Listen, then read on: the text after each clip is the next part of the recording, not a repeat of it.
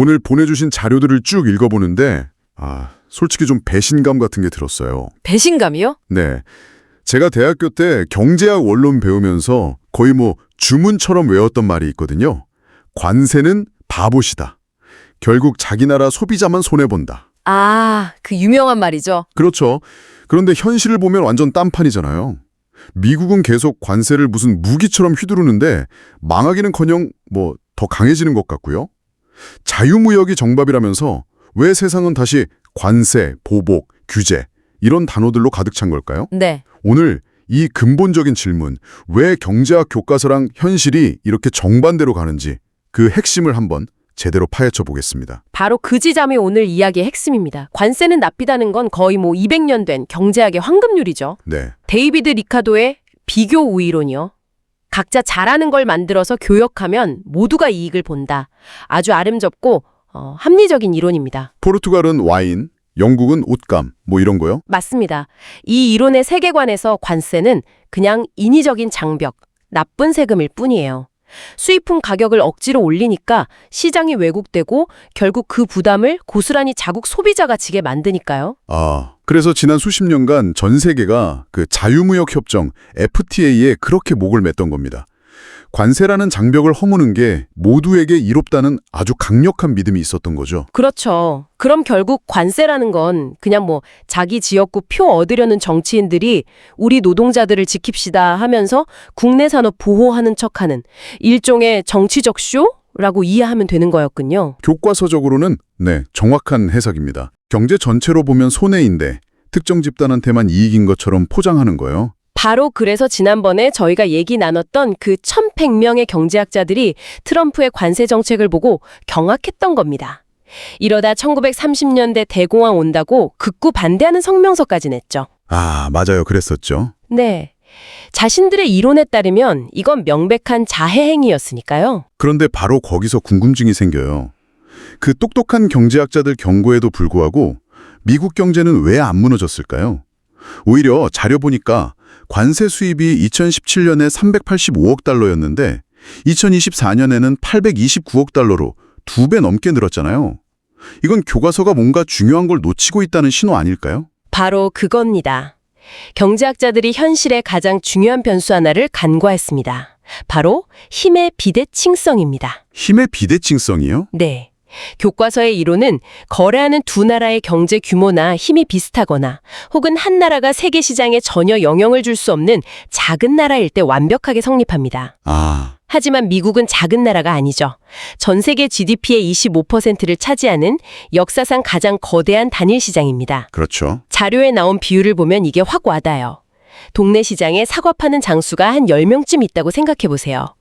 중국, 한국, 일본, 독일 같은 나라들이죠. 네네. 다들 품질 좋은 사과를 잔뜩 가지고 있는데 이 시장에서 사과를 대량으로 사줄 큰손 고객은 월마트 딱 하나뿐인 겁니다. 바로 미국이죠. 파는 사람은 여럿인데 사는 사람은 압도적인 한 명인 구조. 그렇죠. 이런 상황에서 월마트가 어느 날 갑자기 선언을 하는 거예요? 다르겠죠. 물론입니다. 현실에서는 사과 장수들이 서로 월마트에 납품하려고 막 아우성을 쳐요. 사장님, 저희는 70센트 깎아드릴게요. 저희는 80센트 깎을 테니 저희 물건 받아주세요 하면서요. 왜냐하면 월마트에 못 팔면 이 많은 사과는 그냥 썩어버리니까요. 결국 관세 1달러의 상당 부분을 파는 쪽, 즉 수출 기업이 자기 이익을 줄여서 흡수하게 되는 겁니다. 와, 잠시만요. 그러면 미국 입장에서는 관세가 손해가 아니라 오히려 엄청난 이득일 수도 있다는 거네요. 그렇죠. 다른 나라 기업들 마진을 깎아서 그걸 그냥 자기네 재정 수입으로 고스란히 가져오는 거니까요. 바로 그겁니다. 아까 말씀하신 그 늘어난 관세 수입이 결국엔 중국이나 한국, 일본 기업들 주머니에서 나온 돈일 수 있다. 와. 정확합니다. 물론 미국 소비자도 일부 부담은 지겠죠. 하지만 그보다 훨씬 큰 비용을 수출국 기업들이 떠안게 되는 비용 전가 현상이 발생하는 겁니다. 네. 교과서가 틀렸다기보다는 미국은 월마트다라는 이 거대한 현실, 즉 힘의 불균형이라는 가정을 빼놓고 설명했던 거죠. 알겠습니다. 와, 그 월마트 비유가 정말 확 와닿네요. 네. 그런데 한편으로는 이런 생각도 들어요. 월마트 횡포가 계속되면 사와 장수들이 가만히 있을까요? 우리 다 같이 월마트에 납품하지 맙시다 하고 담합을 하거나 아니면 중국 같은 다른 거대한 마트를 뚫으려고 하지 않을까요? 굉장히 중요한 지적입니다. 실제로 중국을 중심으로 그런 움직임이 있죠. 하지만 그게 어려운 이유가 두 가지 있습니다. 첫째, 미국 시장만큼 부유하고 개방적이고 안정적인 대체 시장이 아직 없어요. 둘째는 더 중요한 건데 미국은 단순히 물건만 사는 시장이 아니라 전 세계 금융과 안보의 운영체제, OS를 쥐고 있다는 점입니다. 이건 다음 시간에 다룰 달러 이야기와도 바로 연결되죠. 그리고 미국은 이 힘을 아주 영리하고 전략적으로 사용합니다. 단순히 모든 사과에 1달러를 매기는 게 아니에요. 네. 자료에 나온 현대차 사례가 이걸 아주 극명하게 보여주죠. 미국이 25% 자동차 관세 카드를 이렇게 만지작거리니까 현대차에 비상이 걸린 거예요. 미국 시장이 워낙 중요하니까요. 그렇죠. 전체 매출의 30%를 차지하는 심장부거든요. 만약 25% 관세가 현실화되면 차 한 대당 평균 8,000달러, 우리 돈으로 1,000만 원 넘게 가격이 오릅니다. 와, 1,000만 원이요? 네, 그렇게 되면 판매량이 60%나 급감할 걸로 예상이 됐어요. 교과서대로라면 이 1,000만 원을 미국 소비자가 내야 하지만 현대차는 그럴 수 없다는 걸 너무 잘 알았던 거죠. 그래서 어떻게 대응했나요? 가격을 올리는 대신 2025년 2분기 단 3개월 동안에만 무려 8,282억 원을 딜러 인센티브로 썼습니다. 딜러 인센티브요? 그게 구체적으로 어떤 방식이죠? 그냥 차값을 깎아주는 거랑은 다른가요? 아주 좋은 질문입니다.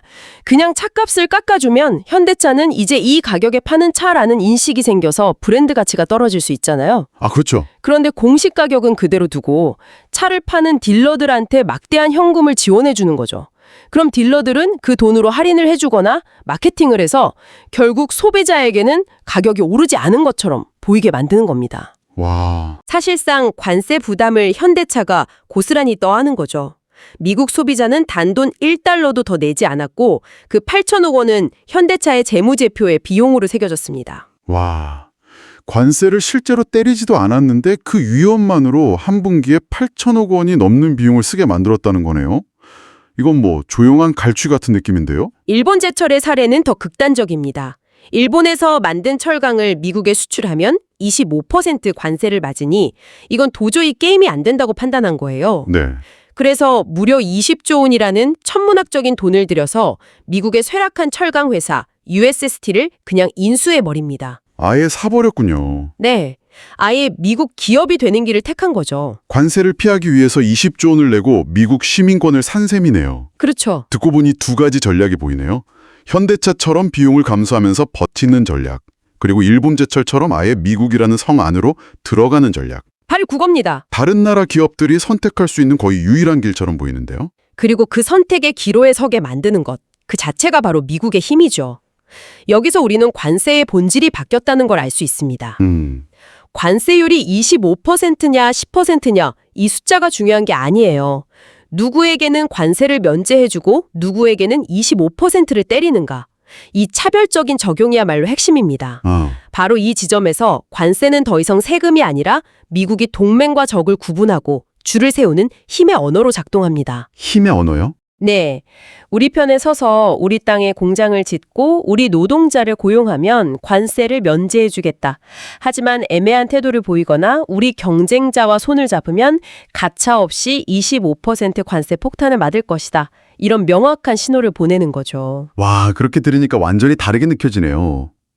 이건 마치 미국 시장이라는 최고급 클럽에 입장하기 위한 멤버십 회비 같기도 하고. 네, 좋은 비유입니다. 우리 편이라는 걸 증명해야 하는 충성도 점수 같기도 하고요. 정확한 표현입니다.